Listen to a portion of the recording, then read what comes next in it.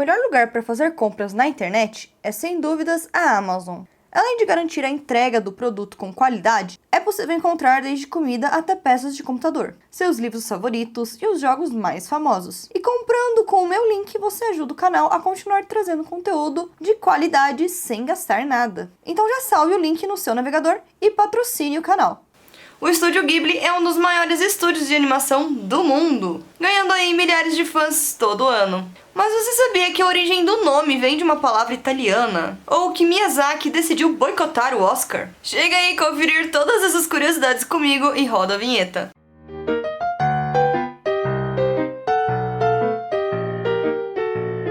Olá pessoal, tudo bem com vocês? Eu sou Choco e bem-vindos ao canal Pipoca. Antes de começar, deixa o like, se inscreve e me siga nas redes sociais pra você ficar por dentro de tudo que acontece na cultura pop e nos bastidores aqui do canal. Hayao Miyazaki é um dos maiores animadores, com diversas produções de peso na indústria do cinema, trabalhando desde a animação até a direção. Mas há muito mais por trás de apenas um estúdio japonês de filmes infantis. Muitas curiosidades incríveis que eu trouxe aqui pra vocês. Entre elas, o boicote ao Oscar. Sim, quando A Viagem de Chihiro ganhou o Oscar de melhor animação em 2003, Miyazaki se recusou a ir aos Estados Unidos receber a premiação. Isso porque ele era contra a participação do país na guerra do Iraque e, em forma de protesto, decidiu não aparecer por lá. Uma atitude muito corajosa, mas se compararmos com animações produzidas por ele, podemos perceber uma forte tentativa de resolver as coisas numa boa e evitar guerras, sendo no caso uma opinião do diretor presente em todas as narrativas justificando essa ausência. Além de Chihiro, Ghibli é um estúdio de sucesso internacional com filmes como Meu Amigo Totoro, A Princesa Mononoke e Castelo Animado, como algumas de suas maiores produções. E claro, A Viagem de Chihiro, que rendeu ao Oscar de melhor animação em 2003. E com esse sucesso todo, vários países obviamente queriam passar suas animações na TV ou nos cinemas. E como de costume, muitas vezes por questões políticas do país, ou por questão de tempo mesmo, é bem comum que aconteçam cortes nos filmes, o que é terminantemente proibido em filmes do Estúdio Ghibli. Miyazaki proibiu qualquer tipo de corte ou reedição em seus filmes, porque segundo ele isso compromete a experiência. Essa decisão aconteceu depois da solicitação de cortes pela empresa Miramax para a transmissão do filme A Princesa Mononoke, que deixou Miyazaki bem bravo e manteve a sua escolha. Sendo assim, todas as transmissões dos filmes são exatamente como foram idealizados e produzidos, sem nenhuma modificação de terceiros. Outra coisa que diverge muito na parte criativa do Estúdio Ghibli com as animações de outros estúdios é a forma que ela é feita. Miyazaki desde o começo desenvolveu seus filmes a partir de desenhos no papel, e os mais recentes foram depois passados para o computador e animados. Eles não eram desenhos 3D e muito menos feitos pelo computador. Claro, hoje em dia as produções mais recentes já são assim, mas ainda com a estética e estilo que remetam ao traço manual e aquele acabamento de aquarela que a gente adora. O que traz a leveza das cores e também uma paisagem que parece uma pintura típica das animações Ghibli. A ideia é manter a técnica tradicional de fazer animações, criando cenas e personagens deslumbrantes. E toda essa leveza está também no nome. Isso porque Ghibli no italiano significa vento quente do deserto, que vem do deserto do Saara, que atinge vários países ali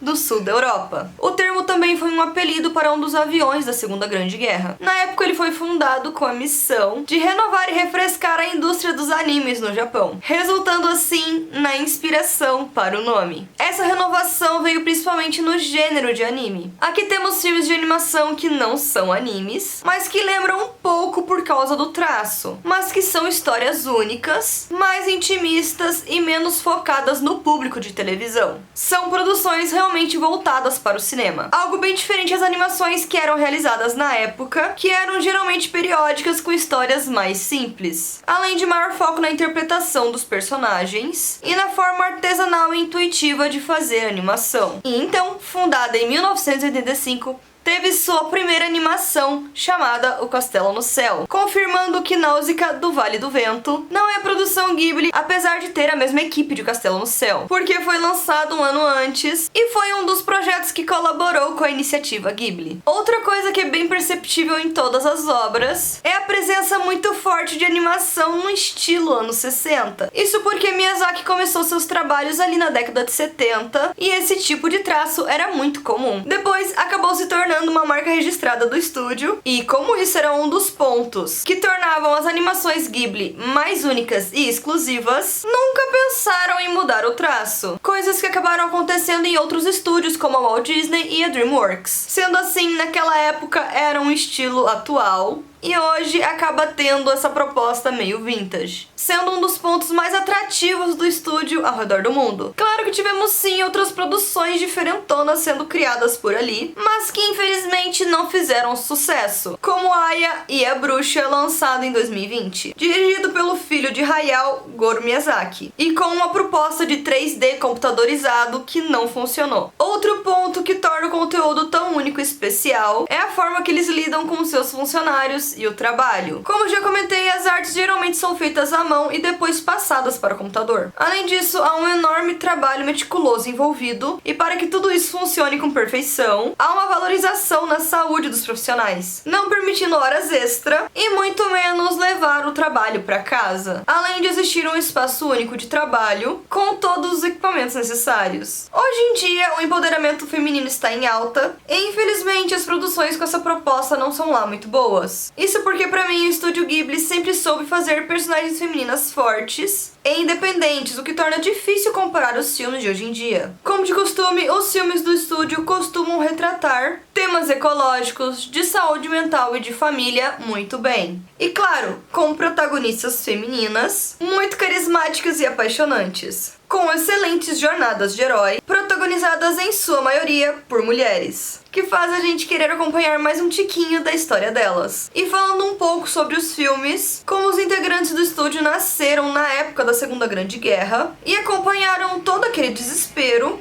em 1988 foi lançado o filme O Túmulo dos Vagalumes, com fortes inspirações nessa guerra. Um dos poucos filmes do estúdio com uma temática um pouco mais pesada, uma história mais profunda e menos infantil, mostrando o sofrimento que é ser sobrevivente da guerra. E claro, assim como eles, outras pessoas também se inspiraram em animações Ghibli, como o fato de existir um verme no Vietnã que recebeu o nome de Operipatus Totoro, por pedidos dos cientistas que descobriram a criatura lá em 2013. Outro que também se inspirou e comentou isso em entrevista foi o famoso Shigeru Miyamoto, muito conhecido por criar franquias como The Legend of Zelda e Super Mario. E Hirobu Sakaguchi também afirmou que se inspirou na história de Náusea do Vale do Vento para criar o jogo Final Fantasy. E com essas fortes inspirações, em 2010, a empresa Level 5, junto com o estúdio Ghibli, desenvolveram o jogo Ni no Kuni para Nintendo DS e posteriormente PlayStation 3. O estúdio ficou responsável em desenvolver o conceito e a arte do jogo, além de também animar e desenhar as cutscenes, que são ceninhas animadas pelo estúdio Ghibli muito fofas. Esse jogo no geral é bem fofinho, eu gosto bastante, além de também já ter algumas continuações.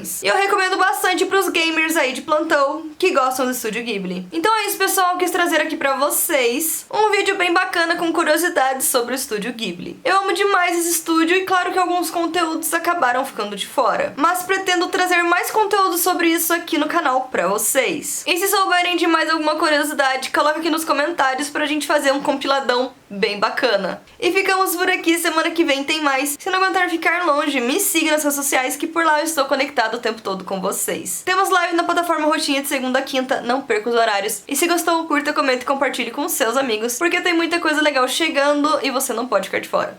Eu sou a Choco, este é o canal Pipoca e tchau!